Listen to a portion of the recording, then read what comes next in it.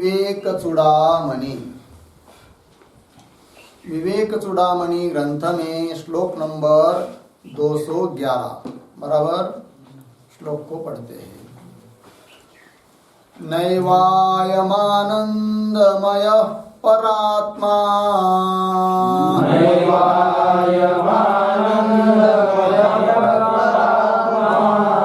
सोपाधिकत्वात् प्रकृतेर्विकारा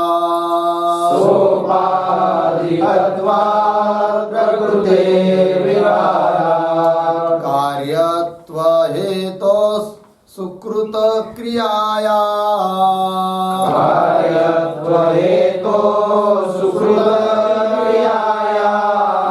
विकार संघात समाहितत्वा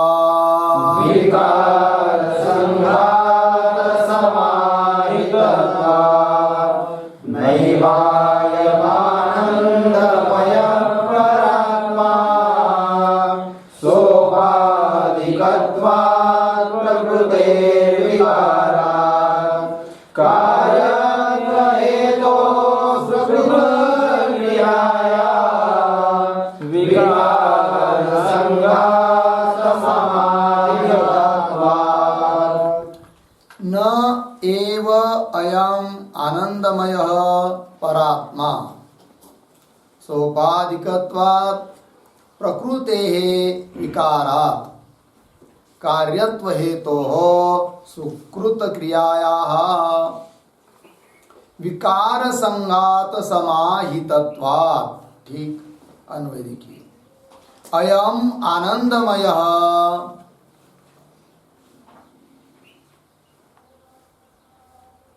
अयम आनंदमयः परात्मा न एव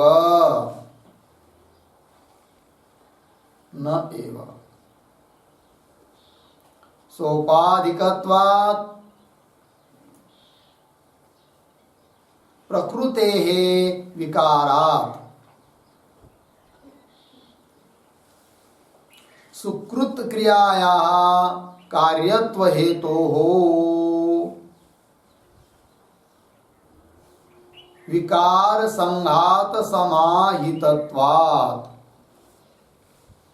ठीक देखिए भाई, तो आनंदमय कोश का स्वरूप क्या है, इस बात को कल बताया था कि जो सुख को अवृत्त सुख को विषय करने वाली तमोगुण की वृत्ति है, उस वृत्ति का ही नाम है क्या जी, आनंदमय कोश। ये बात कही थी। और वो आनंदमय कोश जो है वो भी आत्मा नहीं है, इस बात को कह रहे अब इस श्लोक में। जैसे पीछे अन्नमयादि कोश को कहा था कि वो आत्मा नहीं है, उसी प्रकार आनंदमय कोश भी आत्मा नहीं है, इस बात का स्पष्टीकरण कर रहे इस श्लोक में। तो कह रहे अयम आनंदमय, यह जो आनंदमय कोश है जिसका ऊपर के श्लोकों में 2 श्लोकों में निरूपण किया, उसका स्वरूप बताया, यह आनंदमय परात्मा न एव। परात्मा, परात्मा का अर्थ है मुख्यात्मा किंवा परमात्मा।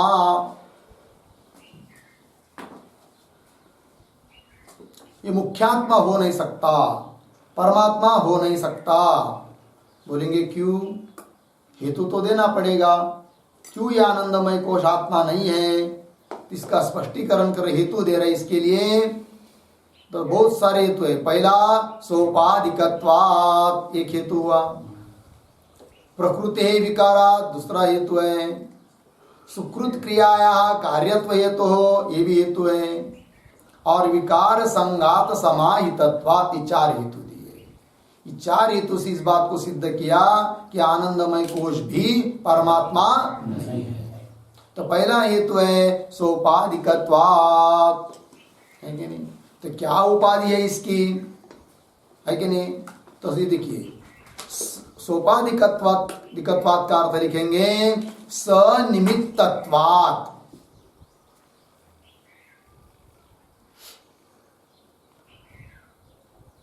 सनिमित्तत्वात् बराबर इष्ट दर्शनादिजन्यत्वात्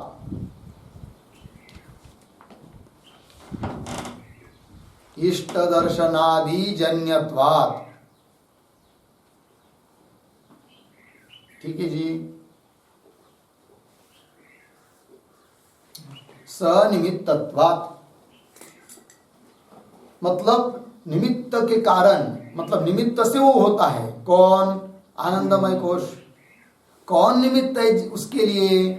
तो कह दिया इष्ट दर्शनादिजन्यत्वात्। इष्ट दर्शन है कि नहीं, इष्ट का लाभ और इष्ट का भोग, दर्शन लाभ और भोग इससे उत्पन्न होता है। कौन?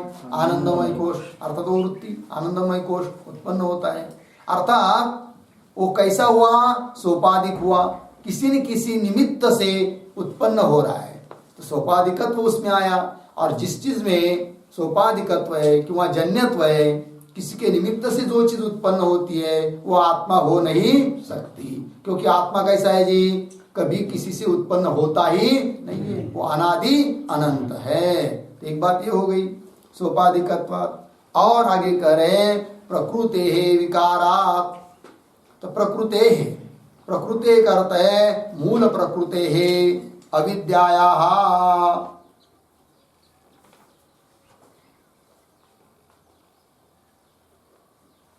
विकारात्। विकारात् का मतलब है विकारत्वात् अर्थात कार्यत्वात्।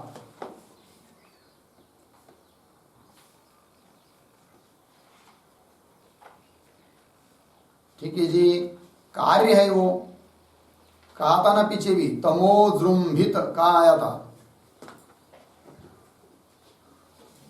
अभी अभी कई शब्द गया ना 209 श्लोक में, 9 नंबर के श्लोक में तमोजृंभिता, वो आनंदमय कोश के बारे में कहा था। तमोजृंभिता, तमसा अविद्या जृंभिता जनिता, अर्थात अविद्या का परिणाम स्वरूप है वो आनंदमय कोश, अविद्या से जन्य है, वही लिखा। प्रकृति विकारात्, प्रकृति का कार्य होने से, और जो अविद्या का कार्य होता है वो अनात्मा होता है, वो तो आत्मा हो नहीं सकता। इसलिए यह आनंदमय कोश भी आत्मा नहीं है। प्रकृति विकारात्। और क्या जी? सुकृत क्रियाया कार्यत्व हेतु हो। सुकृत क्रियाया करते पुण्य कर्मणः कार्यत्व हेतु हो अर्थात कार्यत्वात्।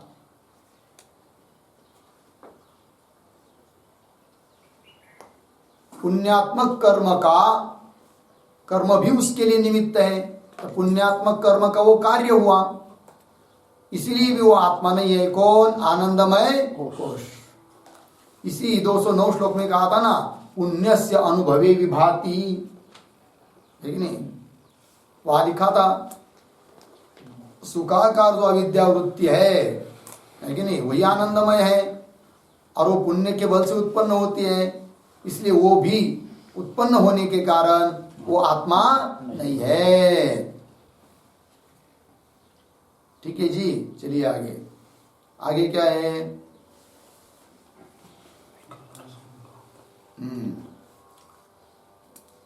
आगे हाँ, विकार संघात समाहितत्वात् हेतु दिया ना, तो तीसरा हेतु बता दिया सुकृत क्रियाया कार्यत्व हेतु हो, कि नहीं? तो उस पर एक वाक्य लिखते हैं पहले, पुण्यस्य अनुभवे विभाति,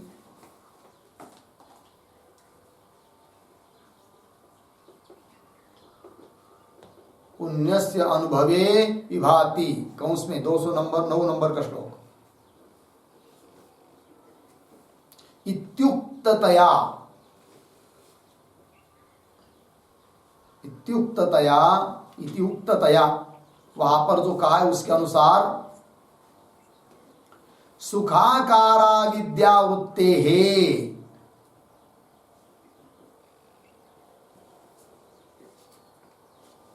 सुखाकारा विद्यावृत्ते है अपि जागर स्वप्न कालिकायाः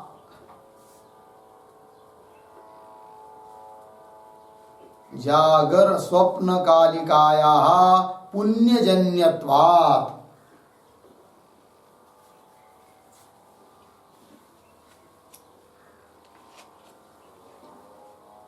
ठीक है जी, देखिए भाई, पुण्य से अनुभवी भांति ये कहा था। उस वहां कहने के कहे हुए के अनुसार क्या सिद्ध होता है कि जो जागृत काल में और स्वप्न काल में सुखाकार अविद्या वृत्ति है वो पुण्य से जन्य है और वो आनंदमय कोश ही है।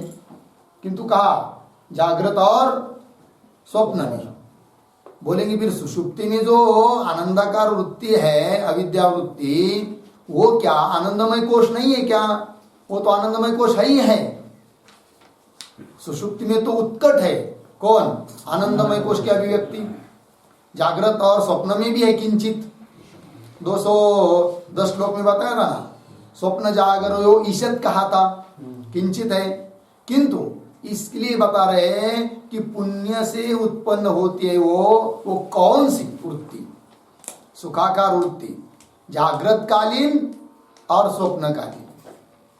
फिर बोलेंगे सुषुप्ति कालीन जो वृत्ति है तामस वृत्ति, अविद्या की वृत्ति, जो कि आवृत्त ब्रह्म सुख का अनुभव कर रही है कि नहीं? सुषुप्ति कालीन जो वृत्ति है वो ब्रह्म सुख ही है।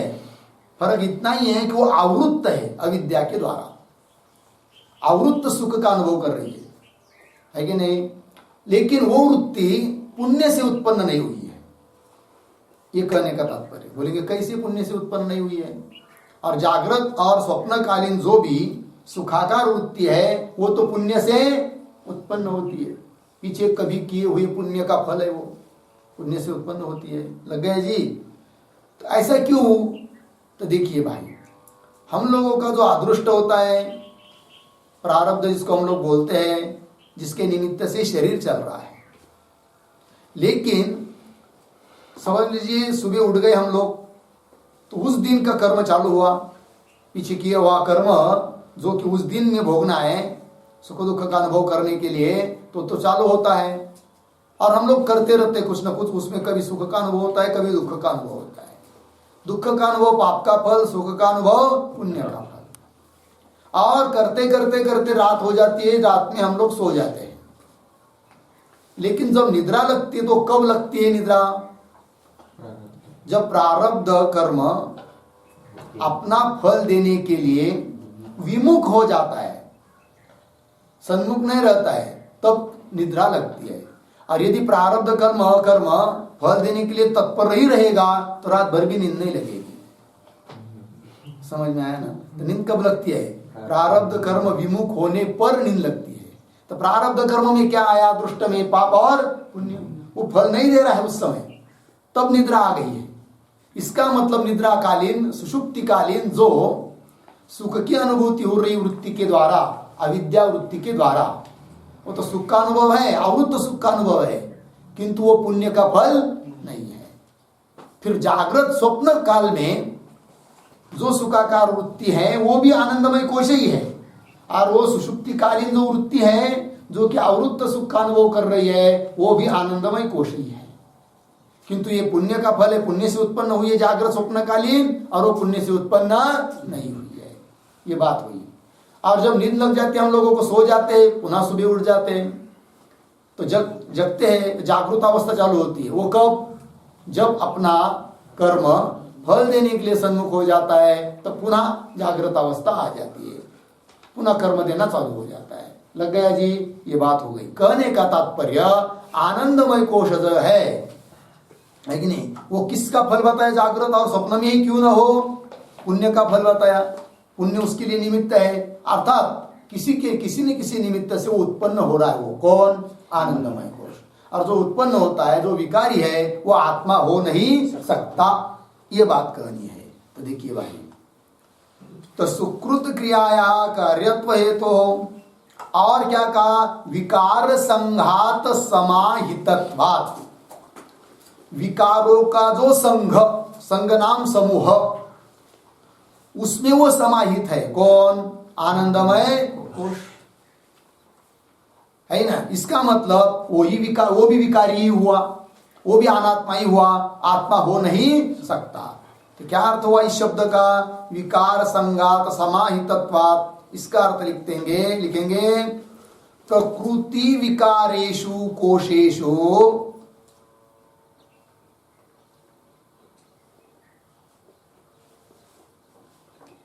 प्रकृति विकारेषु कोशेषु शरीरादिषु च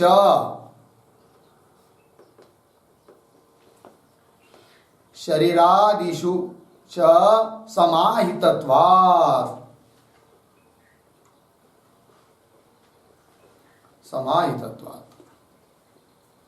हो गया। ये भी एक हेतु हुआ अनात्मत्व बताने के लिए। किसमें? आनंदमय कोश में। तो प्रकृति का विकार जो कोश है, 5 कोश, अन्नमयादि कोश और शरीरादि, उसमें उसका अंतर्भाव है, उसमें वो रहता है। कौन? आनंदमय कोश। इसलिए वो आत्मा नहीं है। ये बात हो गई। ठीक है जी, आगे चलते हैं। ये हुआ ना, तो अनात्मा है, वो अनात्मत्व उसमें है, इस बात को सिद्ध कर दिया। अब आगे के श्लोक में चलते हैं। पंचानामपि कोशानां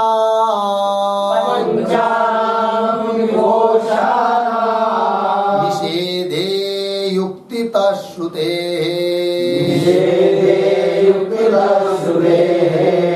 तन्निषेधावधिः साक्षी बोधरूपो वशिष्यते।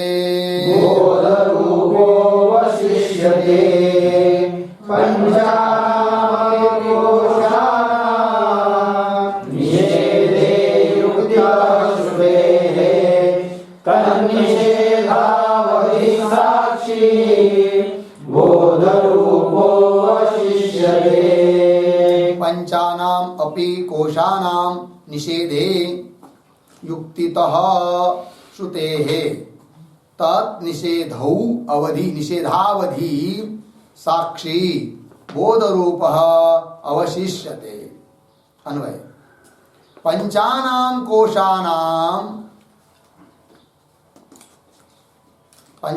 अपि कोशानाम श्रुतेः युक्तितः निषेधे।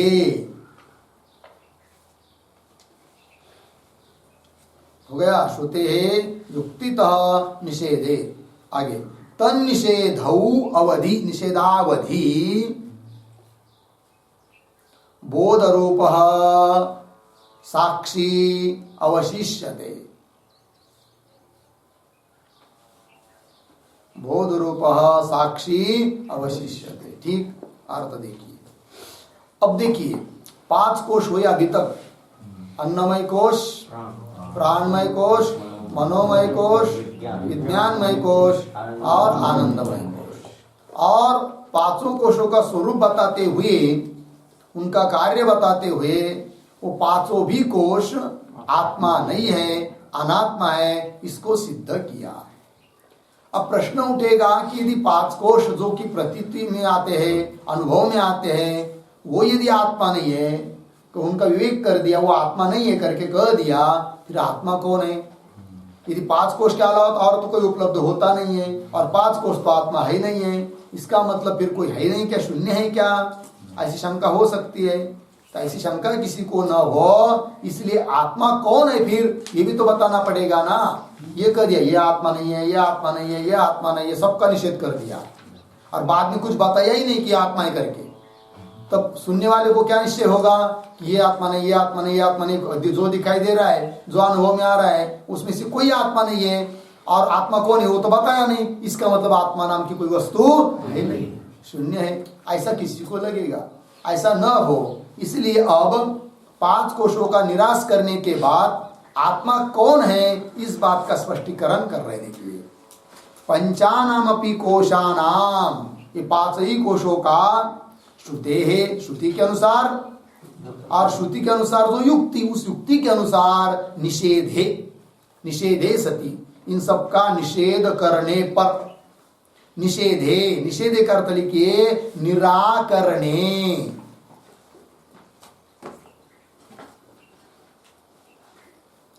निषेधे सति मतलब निराकरणे सति, निराकरण करने पर, निराकरणे सति कौंस में लिख सकते हैं प्रतिकोशम न अयम आत्मा इति, प्रतिकोशम न अयम आत्मा इति।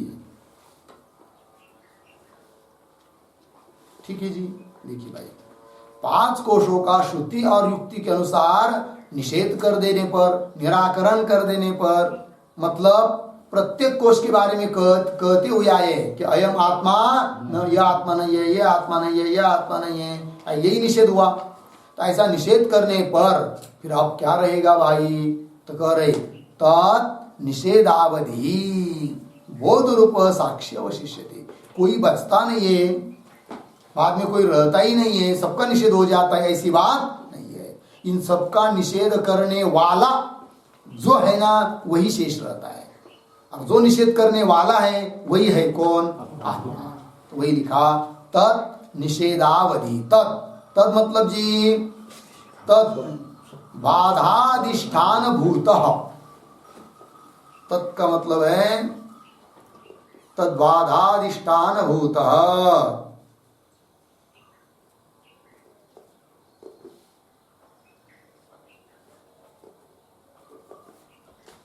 मतलब सभी बाद का, सबका जो बात किया उस सभी बातों का अधिष्ठान भूत जो है वह तत्, वो वही है निषेधावधि। अवधि, अवधि मतलब क्या, सीमा, मर्यादा। अवधि का अर्थ लिखते यत् पर्यंतम निषेधः,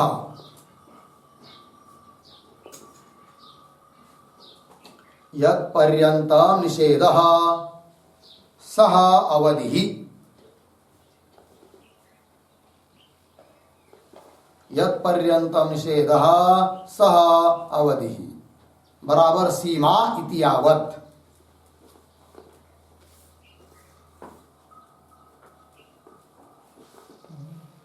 सीमा इति यावत्, यत् पर्यंतम निषेधः, जहां तक निषेध कर दिया ये नहीं है, ये नहीं है, वही हुआ अवधि, अर्थात सीमा, मर्यादा। उसके बाद आगे निषेध करने के लिए कोई बचा ही नहीं है। किंतु निषेध करने के लिए, निराकरण करने के लिए भले कोई नहीं रहा है कि नहीं, कि आत्मा नहीं है, ऐसे किसी चीज को बता नहीं सकती क्योंकि कोई बचा नहीं है, किंतु इन सबका निषेध करने वाला तो बाकी है ना, है कि नहीं। घर में जितने भी चीजें वो सब दान दे दी, ये दान दे दिया, वो दान दे दिया, वो दान दे दिया, कपड़ा वस्त्र जो भी कुछ वो सब दे दिया। अब बाद में कोई भिक्षुक आ गया, दे दो भाई कुछ, अब कुछ बचा ही नहीं है कि नहीं। तो कह दिया आकर तुम देख लो, घर में कुछ है ही नहीं है देने के लिए, सब कुछ दे दिया। अब सब कुछ दे दिया इसका मतलब घर शून्य हुआ क्या, नहीं है। तो क्या हुआ फिर, सब दे दिया तो अभी देने वाला तो बचा है ना, भले उसको मत दो, दिया भी नहीं जा सकता है, किंतु देने वाला तो बचा है। उस प्रकार सबका निषेध कर दिया, ये 5 कोश आत्मा नहीं है, किंतु निषेध करने वाला जो है सबका, वही जो बचा है वही है कौन, आत्मा। वही लिखा है यत् पर्यंतम निषेध, जब जिसके पास तक क्या कर दिया, सबका निषेध कर दिया। यत् पर्यंतम निषेध स अवधि सीमा इति यावत्, तो तन निषेधावधि कौन है वो, बोध रूप साक्षी अवशिष्यते। बोध रूप, बोध रूप का मतलब है केवल निर्विषय ज्ञान स्वरूप,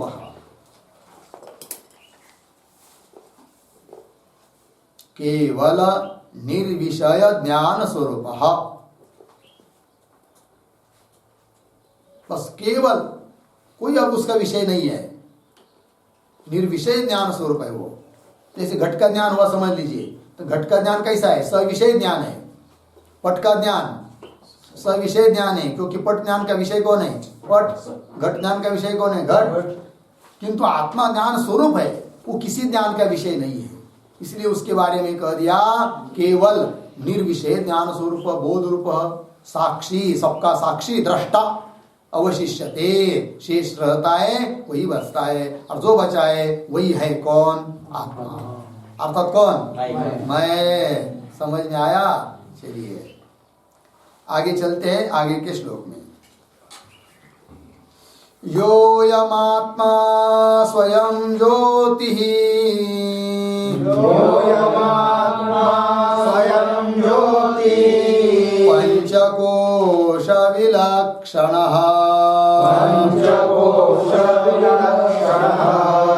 अवस्थात्रय साक्षी अवस्थात्रयसाक्षी सन्निर्विकारो निरञ्जनः सन्निर्विकारो निरञ्जनः सत्स्वरूपः सविज्ञेयः सत्स्वरूपः सविज्ञेयः स्वात्मत्वेन विपश्चिता स्वात्मत्वेन विपश्चिता योऽयमात्मा स्वयं ज्योतिः पंचकोशविलक्षणः अवस्थात्रयसाक्षी सन्निर्विकारो निरञ्जनः सत्स्वरूपः सविज्ञेयः स्वात्मत्वेन विपश्चिता। ठीक। अब देखिए भाई, यह अयम आत्मा स्वयं ज्योति पंचकोश विलक्षण अवस्थात्रय साक्षी सन निर्विकार निरंजन सत्स्वरूप सह विज्ञेय स्वात्मत्वेन विपश्चिता। ठीक है जी। अब वो ऊपर के श्लोक में जो बताया था पहले अन्वय कर लेते। तो पहली पंक्ति सरल है, यह अयम आत्मा स्वयं ज्योति पंचकोश विलक्षण अवस्थात्रय साक्षी सत् निर्विकार निरंजन सत्स्वरूप सह विपश्चिता स्वात्मत्वेन विज्ञेय सह विपश्चिता स्वात्मत्वेन विज्ञेय। ठीक। देखिए भाई, तो यह अयम आत्मा, ठीक है जी। क्या लिखा है? यह अयम आत्मा। तो ऊपर के श्लोक में क्या कहा था? अंतिम का वाक्य बोध रूप साक्षी अवशिष्यते, अवशिष्य से कहा था ना। अब इस वाक्य इस श्लोक के आरंभ में पद आया यह, तो फिर यह शब्द का क्या अर्थ हो जाएगा? यह साक्षी यह अवशिष्य है, सीधी बात है कि नहीं। तो ऊपर के श्लोक के साथ संबंध बन जाएगा। ऊपर का आता अवशिष्य थे, तो फिर यह नाम यह अवशिष्य थे। जो बोध स्वरूप साक्षी स्वरूप अवशिष्ट रहता है, बचता है, तो यह का अर्थ लिखिए, यह अवशिष्य थे।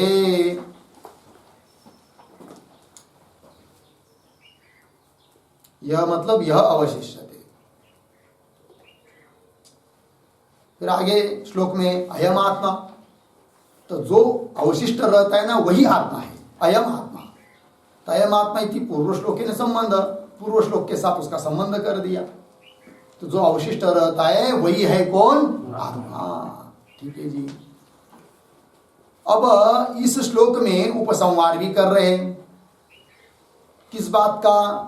कि जिस बात का उपक्रम किया था उसी बात का उपसंहार कर रहे हैं। तब क्या हो जाता है? उपक्रम उपसंहार की एक वाक्यता, मतलब जो विषय निकाला था, ग्रंथ पूरा नहीं हुआ है, किंतु जिस बात का उपक्रम किया था, आरंभ किया था, उसको यहाँ पर मिला रहे हैं, है कि नहीं। परमात्मा का निरूपण करना शुरू किया था श्लोक नंबर 127 में, अस्ति कष्टि स्वयं नित्यम, याद है। फिर उसको अब यहाँ पर उपसंहार कर रहे हैं। तो बीच में बहुत सारे विषय आए, 5 कोश आए, फिर 5 कोश का निराकरण किया कि आत्मा नहीं, ये आत्मा नहीं, ये आत्मा नहीं। तो अस्ति कष्टित कोई तो आत्मा है, वो कौन है? वो यह है, अयम आत्मा। मिला जी। तो चलिए तो कह रहे यह अयम आत्मा कैसा है? वो यह आत्मा तो कह रहे स्वयं ज्योति ही, स्वयं प्रकाशित है, वो स्वयं ज्योति है। उसका ध्यान कराने के लिए और किसी दूसरे प्रकाश की जरूरत पड़ती नहीं है।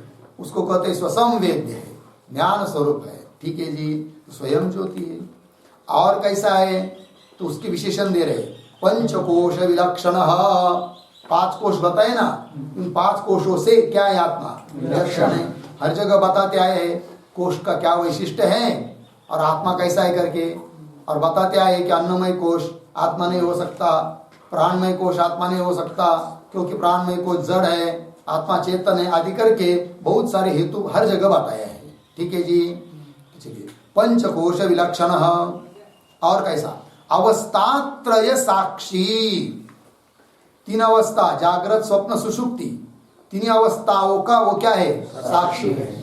तो अवस्था कैसी है विविचारी है, एक रहती है तो 2 नहीं रहती, 2 भाग जाती है। जब जागृत है तब सुषुप्ति और स्वप्न नहीं है, स्वप्न आता है तो जागृत और स्वप्न नहीं है, और स्वप्न आता है तो जागृत और सुषुप्ति नहीं है, उनका विविचार है।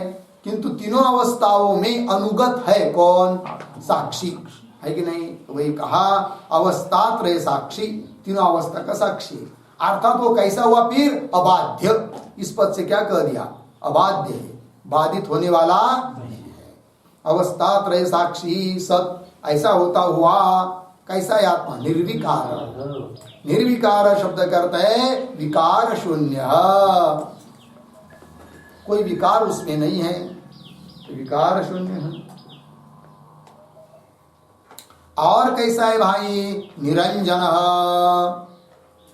निरंजन करते हैं निर्लेप, लेप रहित है, किसी का लेप उसको लगता नहीं है।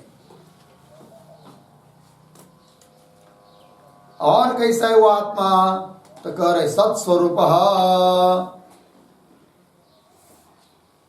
सत्स्वरूप आत्मा है, सत्य उसका स्वरूप ही है, आदि सत्स्वरूप है, उपलक्षण करके सच्चित आनंद स्वरूप है।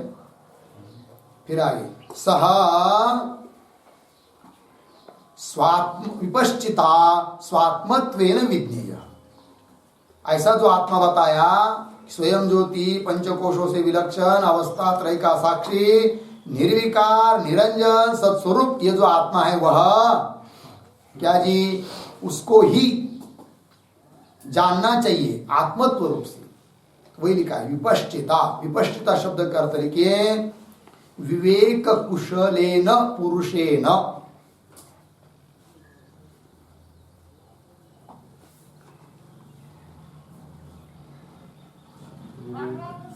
विवेक कुशलेन पुरुषेण, ठीक है। विवेक कुशल पुरुष ने, विचारी पुरुष ने क्या करना है जी, स्वात्मत्वेन विज्ञेय, स्वात्मत्वेन, स्वात्मत्वेन करते हैं स्वस्वरूपतया,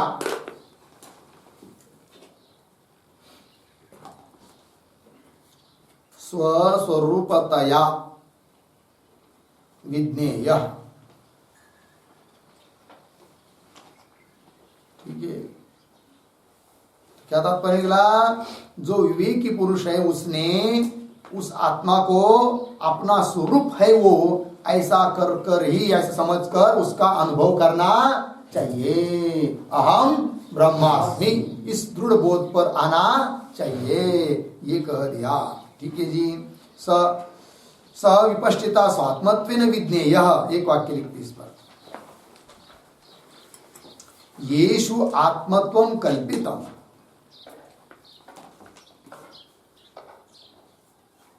येषु आत्मत्वं कल्पितम् तेषां निरासे कृते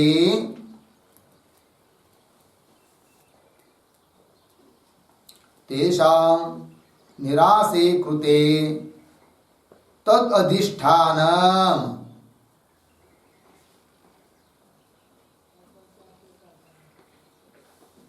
तद अधिष्ठानम् अर्धविराम उद्धरण चिन्ह में ब्रह्मपुच्छम प्रतिष्ठा इति,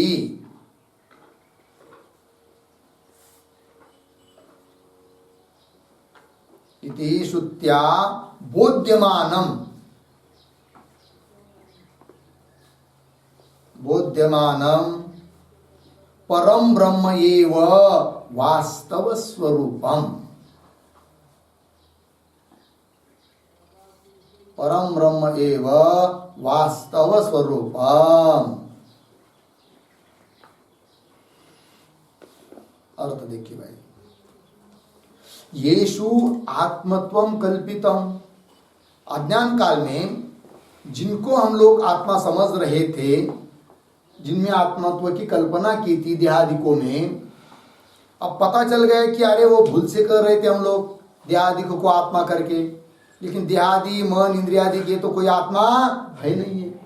फिर श्रुति पढ़ लिया तो फिर उसका निराश कर दिया, निराकरण कर दिया, तो वो कर रहे येषु आत्मत्वम कल्पितम, जिनमें देहादिकों में आत्मत्व की कल्पना की थी, तेषाम निराशे कृते, उन सब का निराश होने पर तद अधिष्ठानम, उन सभी कल्पित पदार्थों का अधिष्ठान भूत जो है तत्व है, कि जिसका प्रतिपादन श्रुति ने भी किया है, ब्रह्म पृच्छम प्रतिष्ठा इत्यादि बहुत सारी श्रुतियां है। तो श्रुत्या बोध्यमानम, श्रुति के द्वारा जिसका ध्यान कराया जा रहा है, ध्यान हो रहा है, वो जो परम ब्रह्म वही है क्या जी, वास्तव स्वरूपम, वही अपना वास्तव स्वरूप है। और उसका ही विवेकी पुरुष ने क्या करना चाहिए, अनुभव करना चाहिए, वो कह दिया। हो गया जी, इस श्लोक को याद करेंगे। ये हो गया भाई। तो क्या चिंतन हुआ अभी तक, आनंदमय कोश का स्वरूप बताया, फिर आनंदमय कोश भी आत्मा नहीं है, क्यों नहीं है, बहुत सारे हेतुओं के द्वारा उसकी सिद्धि की। पुनः यदि कोई प्रश्न कर सकता है कि सबका निराश होने पर फिर कुछ है नहीं है क्या, तो उसका भी उत्तर दे दिया, ऐसी बात नहीं है। सबका निराश करने पर, निराकरण करने पर उस निषेध का अवधिभूत जो चैतन्य तत्व है, जो कि बोध स्वरूप है, साक्षी है, वही आत्मा है। ठीक है जी। और वो आत्मा कैसा है, फिर उसका स्वरूप क्या है, तो वो भी इस श्लोक में कह दिया 213 में कि आत्मा स्वयं जो है पंचकोशों से विलक्षण है, 3 अवस्थाओं का साक्षी है, निर्विकार है, निरंजन है, सत्स्वरूप है। और उस आत्मा को ही आत्मत्व रूप से, अपना स्वरूप है वो, इस रूप से अनुभव करना चाहिए, इस बात को कह दिया। हो गया जी। चलिए अब आगे श्लोक नंबर 214 बराबर।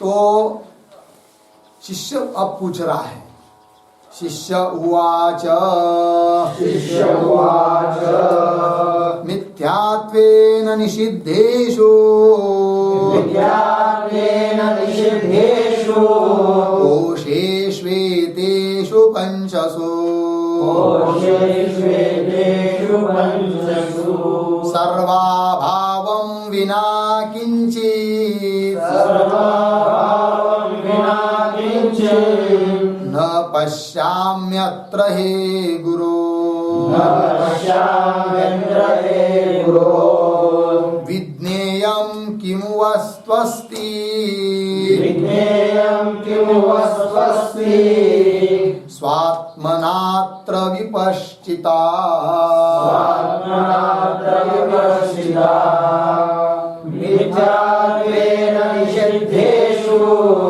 कोशेष्वेतेषु पंचसु, सर्वाभावं विना किंचन, न पश्याम्यत्र हे गुरो, विज्ञेयं किमु वस्त्वस्ति, स्वात्मनात्र विपश्चिता। ठीक है।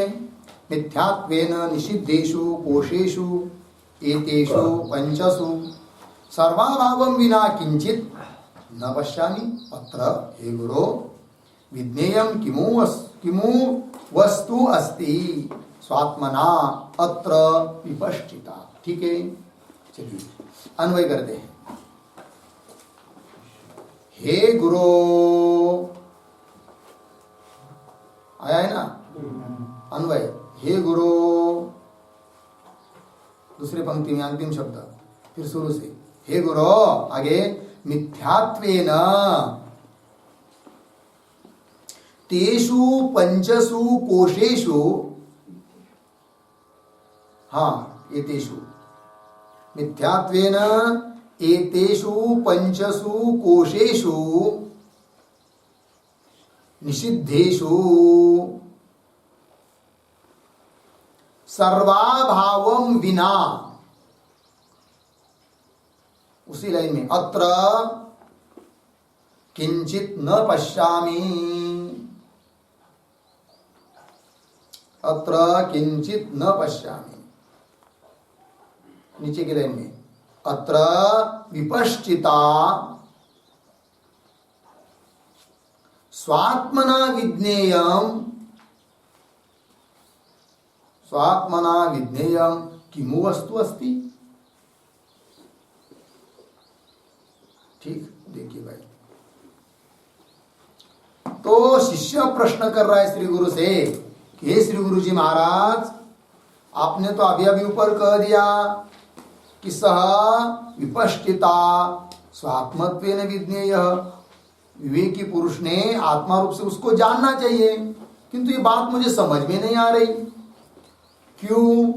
तो कह रहा है शिष्य श्री गुरु से कि हे श्री गुरु, मिथ्यात्वेन एतेषु पंचसु कोशेषु निषिद्धेषु, ये 5 कोश जो थे, जो कि प्रतिदिन अनुभव में आ रहे थे, तो आपने तो कह दिया वो मिथ्या है, और मिथ्या मतलब कल्पित है, अनिर्वचनीय है, और मिथ्या होने के कारण उसका निषेध कर दिया, निराश कर दिया, अर्थात वो आत्मा नहीं है, ये तो आपने कह दिया।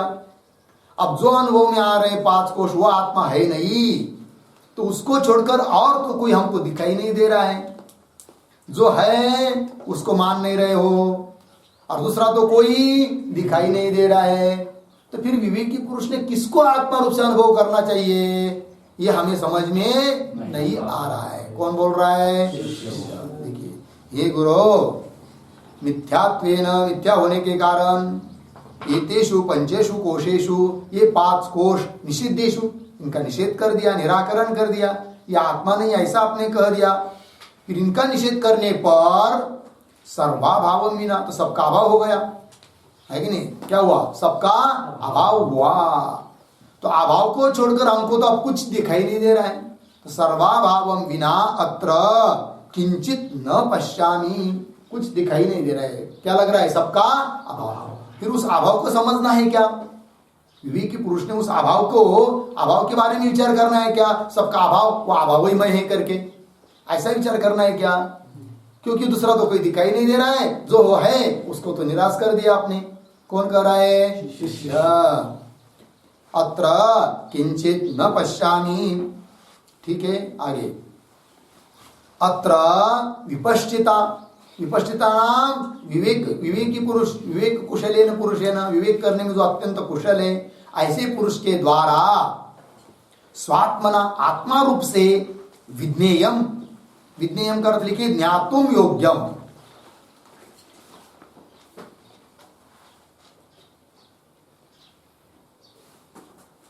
विज्ञेयम का मतलब है ज्ञातुम योग्यम। ठीक है,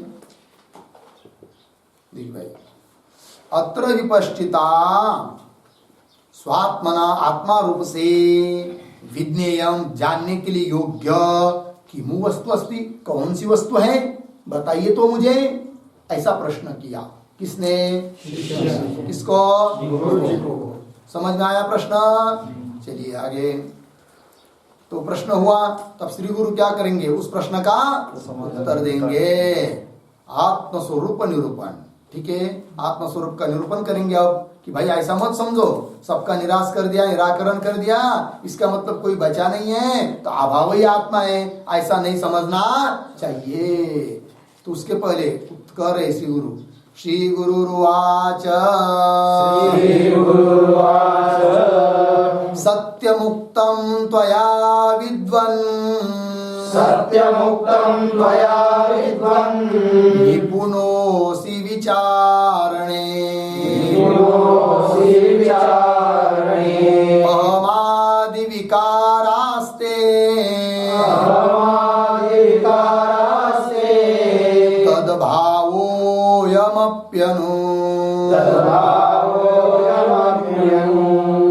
सत्यमुक्तं त्वया विद्वन्, निपुणोऽसि विचारणे, अहमादि विकारास्ते, तद्भावोऽयमप्यनु। सत्यम उक्तम त्वया विद्वन्, निपुणः असि विचारणे, अहमादि विकाराः ते, तद् अभावः अयम् अपि अनु हुआ ना, अन्वय देखिए, विद्वान त्वया सत्यम उक्तम, विचारणे निपुण असि, विचारणे निपुण असि। नीचे ते अहमादि विकाराः, ते अहमादि विकाराः हुआ ना, अंतिम का शब्द अनु, अयम तद अभावः अपि, तद अभावः अपि। ठीक है, आगे के श्लोक जाएंगे तो पूरा होगा, तो इसको पहले अर्थ देख लेते हैं। देखिए भाई, श्री गुरु कह रहे शिष्य को, विद्वान हे विद्वान, त्वया सत्यम उक्तम, बाप रे बाप, बहुत तुम होशियार चलाक हो, सत्यम उक्तम, बहुत अच्छा पूछा तुमने। कौन बोल रहे? श्री गुरु, किसको? शिष्य को। त्वया सत्यम उक्तम, सत्यम उक्तम मतलब क्या? तुम जो बोल रहे हो वो सही है, सब कुछ सबका निषेध हो गया, तो अभाव वही दिखाई दे रहा है, मतलब अभाव वही है, ये कहने का भाव नहीं है। तो सत्यम उत्तम का क्या मतलब? तो सत्यम उत्तम का अर्थ है यथा ज्ञातम कथितम,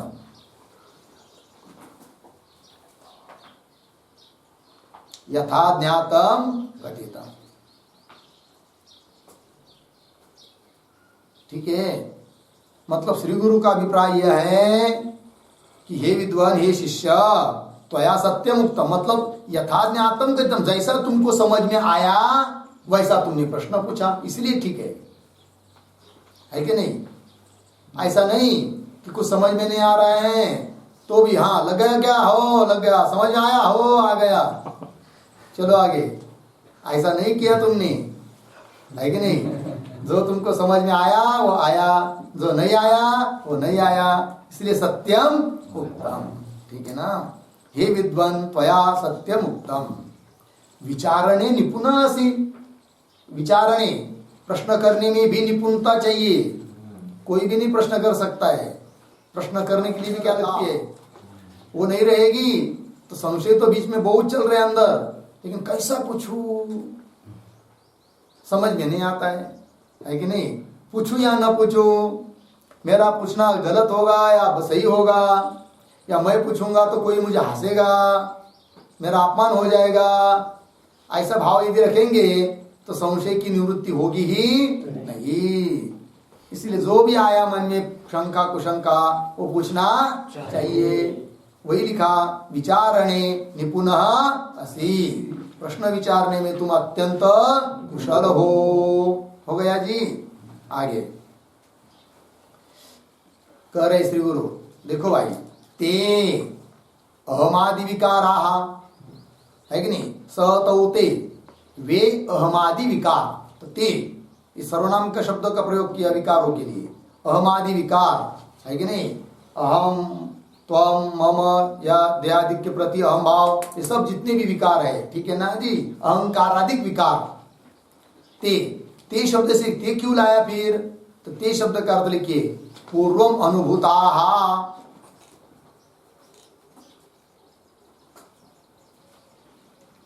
पूर्वम अनुभूताः अहमादि विकाराः।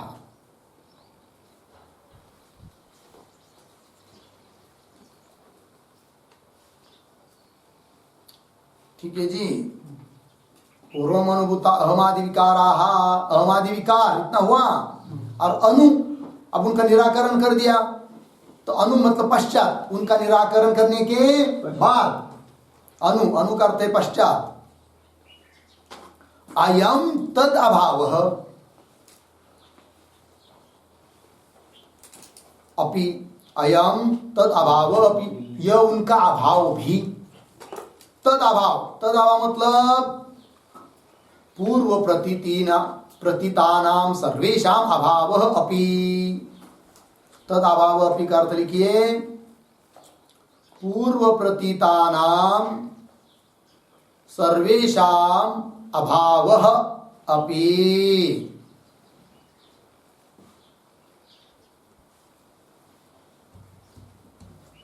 गया जी। चलिए अनुपश्चात अयम यह तद अभाव अपि, उन सभी प्रतीत विकारों का अब निराकरण करने के बाद क्या रहा उनका अभाव। तो जब विकारों की प्रतीति थी तो उस समय विकार, अब विकारों का निराकरण कर दिया तो उनका क्या हो गया अभाव। तो विकार और विकारों का अभाव, दो चीज हुई। अब आगे के श्लोक में कह रहे हैं कि इन सब का प्रकाशन करने वाला जो है वो आत्मा है, अभाव आत्मा नहीं है।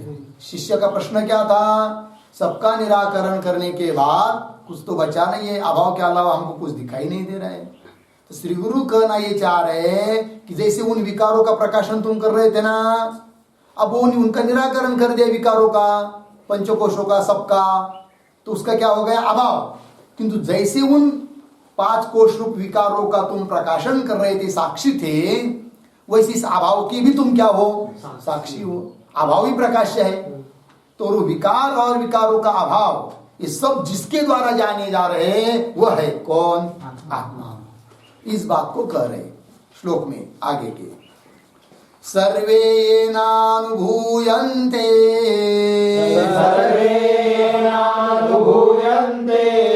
यस्वयं नानुभूयते तमात्मानं वेदितारं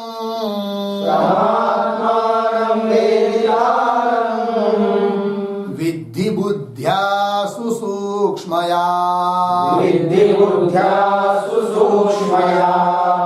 सर्वे नानुभूयन्ते यस्वयं नानुभूयते तमात्मानं वेदितारं विद्धि बुद्ध्या सुसूक्ष्मया। सर्वे येन अनुभूयन्ते यह स्वयं न अनुभूयते तम आत्मानं वेदितारं विद्धि बुद्ध्या सुसूक्ष्मया। अन्वय, पहली पंक्ति सरल है। सर्वे येन अनुभूयन्ते,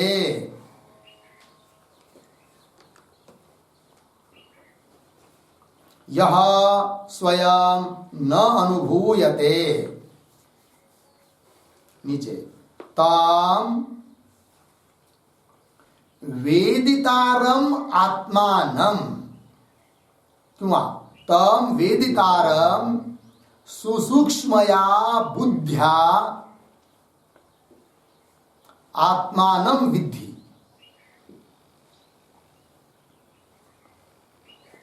तम वेदितारम सुसूक्ष्मया बुद्ध्या आत्मानम विद्धि। हो गया जी।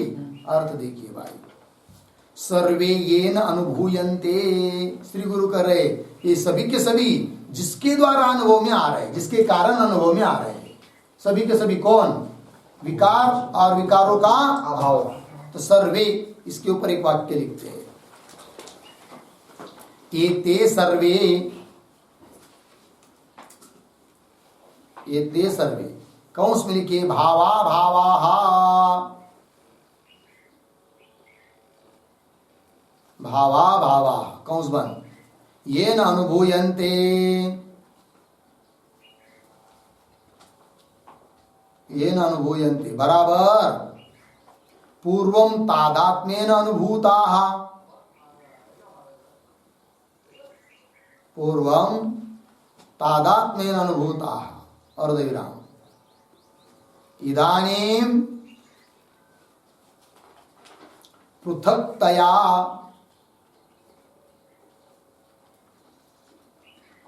इदानीं पृथक्तया तद अभावः वा,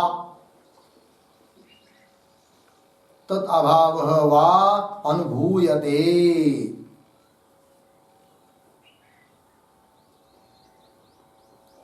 हो गया।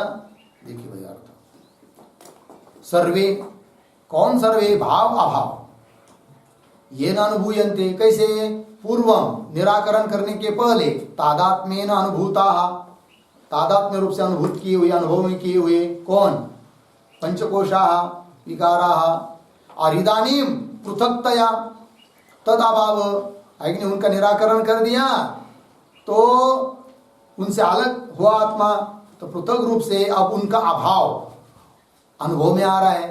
तो विकार पंचकोश और उनका अभाव सर्वे, तो सर्वे ये न अनुभूयन्ते, ये सब जिसके द्वारा अनुभव में आ रहे हैं।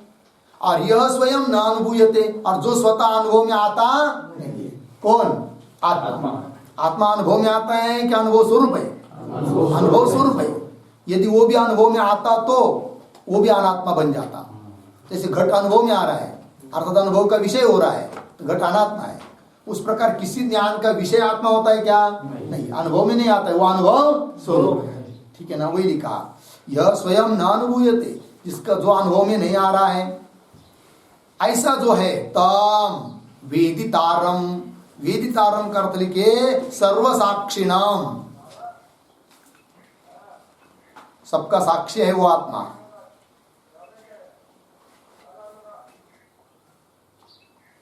वेदितारम मतलब सर्वसाक्षिणम, तम वेदितारम, उस वेदितार सर्वसाक्षी रूप आत्मा को सुसूक्ष्मया बुद्ध्या, अत्यंत सूक्ष्म बुद्धि के द्वारा, सुसूक्ष्मया, सुसूक्ष्मया का मतलब है एकाग्रया अनन्य विषयकया बुद्ध्या, एकाग्रया, एकाग्र बुद्धि से, एकाग्र अनन्य विषयकया बुद्धिया, सुसूक्ष्म मतलब एकाग्र, और कैसी? जिसके लिए अन्य और कोई विषय है नहीं है, केवल आत्मा ही विषय। तो अनन्य विषय कया बुद्धिया, क्या जी? आत्मानं विद्धि, उस साक्षी स्वरूप जो साक्षी है उसको ही तुम आत्मा करके समझो, जानो।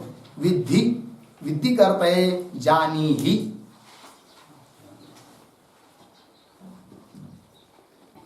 हो गया जी।